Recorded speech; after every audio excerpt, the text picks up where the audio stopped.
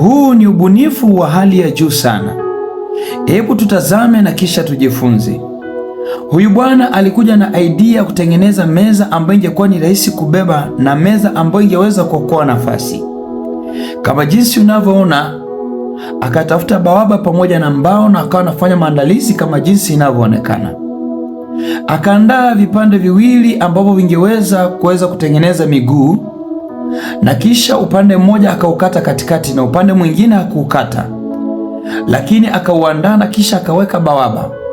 Kisha baada ya hapo akaweza kuchukua bawaba na akaweza kuzifunga kwa vile vipande vile ambavyo alikuwa amevikata, na kisha ikawa na uwezo wa kujikunja kama jinsi inavyoonyesha.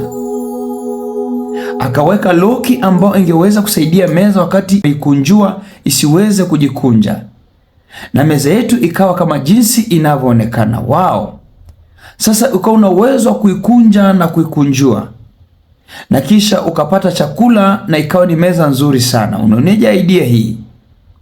Haijaishia hapo. Meza hii ikawa na uwezo hata kuipeleka ndani na kuiweka kwa sehemu ambapo ungeweza kuikaweka ikawa nusu, na ukaweza kuweka vifaa vyako na kuitumia.